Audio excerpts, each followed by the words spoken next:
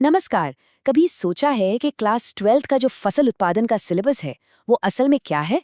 ये सिर्फ चैप्टर्स की एक लिस्ट नहीं है, बल्कि ये एक पूरी कहानी है। एक कहानी एक छोटे से बीज के खेत से निकलकर हमारे बाजार तक पहुंचने की। तो चलिए आज इसी कमाल के सफर को समझते हैं, शुरू से आखिर तक। तो सवाल ये उठता है कि इस पूरे सफर में आखिर लगता क्या है? वो कौन-कौन से पड़ाव हैं जिनसे गुजरकर एक नन्हा सा बीज बाजार में बिकने वाली फसल बन जाता है? मजे की बात यह है कि इस एक सवाल का जवाब वही हमारा पूरा सिलेबस है। तो चलिए शुरू करते हैं इस सफर का पहला कदम। तो देखिए, हर कहानी की एक शुरुआत होती है और हमारी कहानी शुरू होती है जमीन से।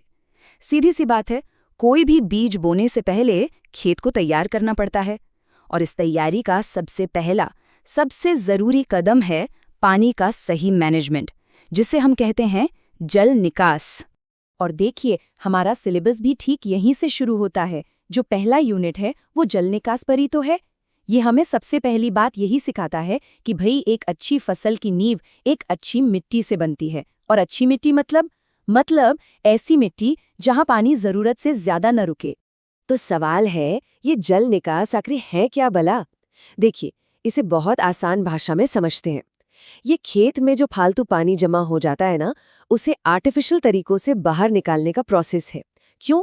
क्योंकि पौधों की जड़ों को भी हमारी तरह सांस लेने के लिए हवा चाहिए, और ज्यादा पानी मतलब हवा की जगह बंद, तो बस इसीलिए।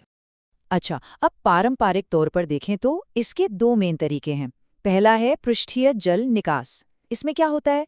सिंपल, खेत में खुली नालियां बना दी और जमीन की सतह से पानी बहकर निकल गया। और दूसरा है भूमिगत जल निकास। इसमें, जैसा कि नाम से ही पता चल रहा है, जमीन के नीचे टाइल या पाइप बिछा दिए जाते हैं जो जड़ों के पास जमा फालतू पानी को खींचकर बाहर निकाल देते हैं।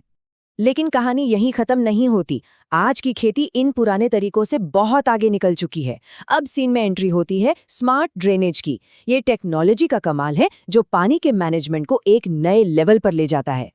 तो अब सवाल ये है कि ये स्मार्ट सिस्टम काम कैसे करता है? बहुत सिंपल है, बस 3 स्टेप्स में समझिए। Step 1, monitor. खेत में लगे IoT सेंसर्स 2400 घंटे पानी के लेवल पर नजर रखते हैं। Step 2, manage. किसान अपने फोन या कंप्यूटर से कहीं भी बैठकर एक वेबसाइट के जरिए पूरे सिस्टम को कंट्रोल करता है। और स्टेप 3, ऑप्टिमाइज। सिस्टम के वाल्व अपने आप खुलते और बंद होते हैं, मतलब पानी तभी और उतना ही निकलेगा जितनी फसल को जरूरत है, ना एक बूंद कम ना एक बूंद ज्यादा। और इसका फायदा बहुत बड़ा है।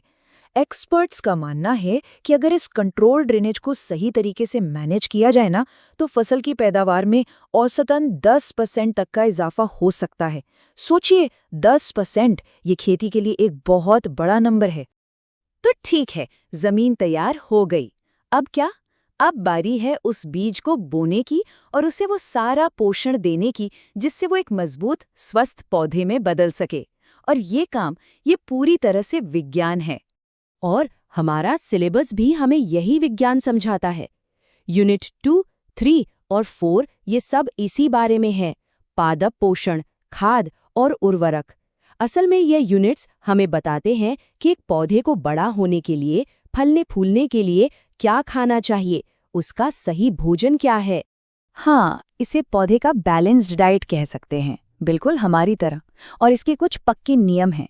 पहला, कुछ न्यूट्रिएंट्स पौधे के लिए इतने जरूरी हैं कि उनके बिना वो जिंदा ही नहीं रह सकता, अपना लाइफ साइकिल पूरा ही नहीं कर सकता।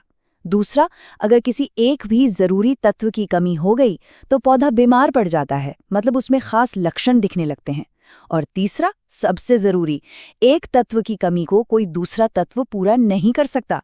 ऐसा नहीं है कि विटामिन सी की कमी है तो विटामिन डी दे दिया, काम चल जाएगा, नहीं। और ऐसा नहीं है कि सिलेबस सिर्फ केमिकल फर्टिलाइजर्स की बात करता है। इसमें जैविक तरीकों पर भी पूरा जोर है। जैसे यूनिट 3 में नाडेप विधि का जिक्र आता है।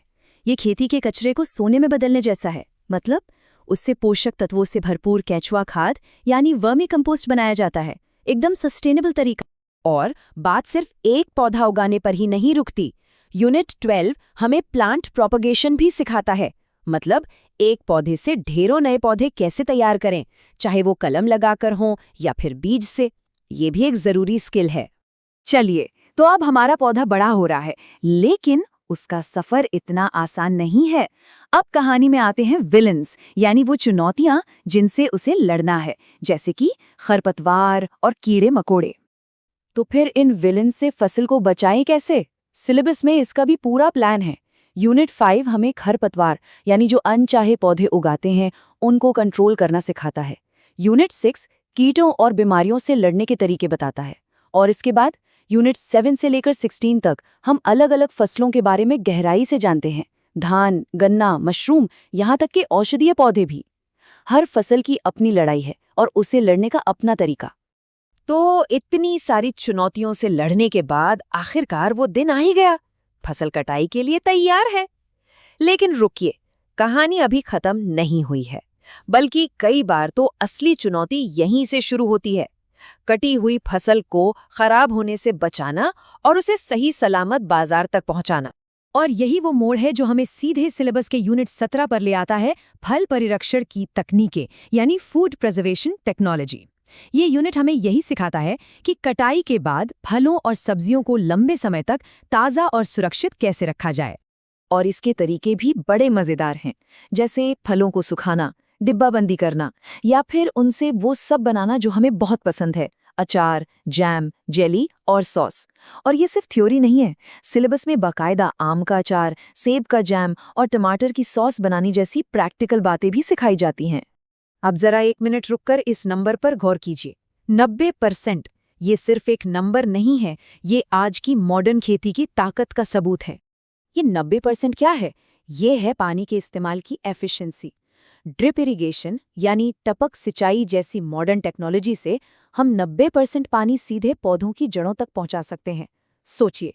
और वहीं अगर पुराने बाढ़ सिंचाई वाले तरीकों की बात करें तो ये आंकड़ा सिर्फ 30 से 35% पर सिमट जाता है। मतलब 65-70% पानी बर्बाद। यही है टेक्नोलॉजी और परंपरा का सबसे बड़ा फर्क। तो बीज से बाजार तक का ये पूरा सफर देखने के बाद हम कहाँ पहुँचते हैं? आज के किसान और खेती के भविष्य के बारे में ये हमें क्या बताता है? ये पूरा सफर एक बात तो साफ कर देता है, आज की खेती सिर्फ पुरानी परंपराओं के भरोसे नहीं चल सकती। ये एक कॉम्प्लेक्स साइंस है। ये जल प्रबंधन, मृदा विज्ञान और फूड टेक्नोलॉजी का एक ऐसा मिश्रण है जिसमें विज्ञान ही ड्राइवर सीट पर बैठा है। तो आखिर में एक सवाल जो सोचने पर मजबूर करता है, खेती का भविष्य आखिर है क्या?